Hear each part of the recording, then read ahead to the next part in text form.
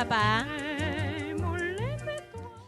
That's Louisiana Creole for how you doing. Can you guys say it with me? Et là-bas? Great. Over this past weekend, New Orleans lost Leah Chase, the queen of New Orleans Creole cuisine and culture. The world knew her from Beyonce's iconic Lemonade video and the majestic cameo shots of Beyonce softly brushing her hair, evoking the beauty of Black womanhood.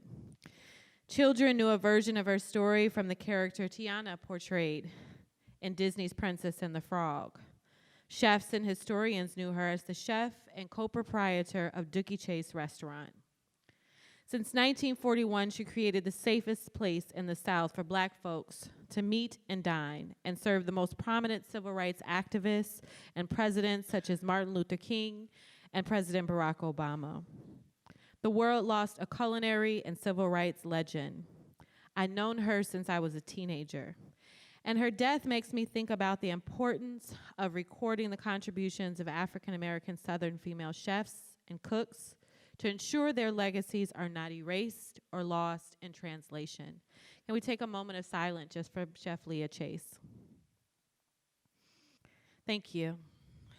I am the great-great-granddaughter of Alexander Ellick and Alice Palmer, who were once enslaved in New Orleans in the early 19th century. Alice, my great-great-grandmother, was listed as a cook in the New Orleans census in 1860.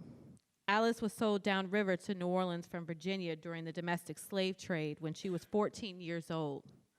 I imagine what her life was like, being sold at 14, becoming an enslaved cook and domestic in antebellum Louisiana, a state that every enslaved person was terrified of being sold to. Her story is my story, and her story, along with so many of other Black New Orleanians, is the reason why I do the work that I do. For the past 10 years, I have collected and researched the Black culinary history of New Orleans.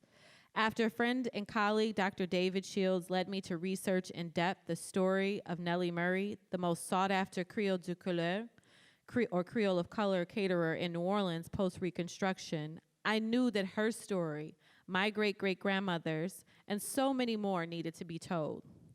Picture the end of slavery. Louisiana made its wealth off of indigo, sugar, and is one of the largest markets for enslaved humans of African descent. New Orleans was the Paris of North America and Latin America. Aristocrats, sugar planters, slavers, and white Creole elite were doing their best to recreate Versailles in New Orleans. Their appetite for money, feasts, balls, and les isles bon sang roulés would require free Black labor to give them the life they were building. At this point in the story, this is where we meet the 14th governor of Louisiana, Paul Octave Hébert, and his family and their enslaved cook, Nellie Murray. At the Hébert Bayou Gullah plantation in Iberville Parish, Louisiana, Nellie was the third-generation enslaved plantation cook. Her grandmother and mother served the finest meals the Bayou had to offer for Governor Hébert's family and his esteemed guests. As enslaved cook, there could never be any mistakes or risk severe punishment or death.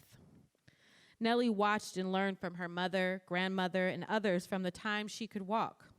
She saw her mother cooking over the open fireplaces, preparing the most delightful menus, cooking such classic Creole dishes as daube.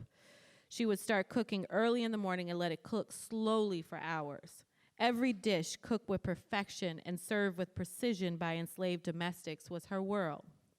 By the end of the Civil War, Nellie was living with the Hébert family at their New Orleans home. Jubilee came for enslaved humans, but now what? How do we survive? How do we feed ourselves? Where do we live? And for many white Creole elite who still had their wealth, who will feed and serve us? This is when Nellie Murray becomes Nellie Murray, the caterer for the most exclusive circles in New Orleans. Nellie was known by the now former Governor Hébert's circle. They trusted her, and they still needed to feast like the Civil War never happened. All the recipes she learned from her mother and grandmother, the way of serving with extreme attention to detail before the war, would now bring Nellie wealth and fame. After all, the genteel ladies of New Orleans never learned how to cook the gumbos and daube glacés that the tanties and the Creole mammies knew how to make. They still needed to impress their husbands and society. By 1894, Nellie was featured in the New Orleans Daily Picayune with the headline, Nellie Murray on European Cooking, the Louisiana colored woman, expert as a chef. She made the tour of the old world in Miss Howard's service, gives her opinion on the art of living over the oceans, and draws interesting contrasts. A formerly enslaved woman gives her opinion in 1894 in a Southern newspaper about European cooking and the art of living. Picture that. And as the article stated, that not to know her is to argue oneself unknown. She is the queen of her art. For art it is. Her thorough knowledge of what constitutes an elegant menu, a beautifully decorated table, and her ability to prepare and arrange either, Nellie is an aristocrat for all that her skin is dark.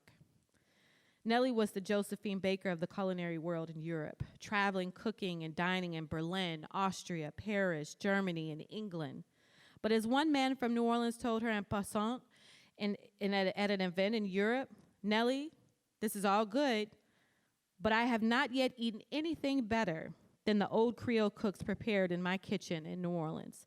I would put you alongside of a Parisian cook any day. After her grand tour of Europe, the piece de resistance came when she was invited to be the Louisiana chef de cuisine for the 1893 World's Fair in Chicago. At this moment, she brought Louisiana Creole cuisine to the world. And I don't mean Cajun, Creole cuisine. The cuisine made by the enslaved cooks like Nellie, like my great-great-grandmother. Nellie stayed in Chicago to cater for other wealthy families, and as she once said, for half a century, I was in society, wealthy society. Women of New York and Washington would write me, Dear Nellie, make no engagements. We want you. Nellie was also a patriot and an activist. She once made 1,030 sandwiches and her famous drip coffee for American soldiers en route to Cuba to fight against the Spanish. Nellie voiced her distaste of New Orleans' segregated streetcar laws when she had to sit behind a screen in the colored-only section. In 1903, the suffragists came to New Orleans for a major conference. Nellie catered the luncheon for the one and only Susan B. Anthony. Nellie was famous, and she died amassing a fortune, giving back to her country, her city, and her people. Nellie died on a Sunday in 1918 in New Orleans. Her nephew, William, held an elegant and beautiful funeral service. Years after her death, her grandson, the dentist Dr. McDonald, opened a dental clinic with another dentist in Cape Palmas, Liberia, in Africa. Dr. McDonald's descendant today is Alden McDonald. He is now the president and owner of Liberty Bank, a Black-owned bank in New Orleans and throughout the South. Thank you. Si jamais moi pas l'aimer,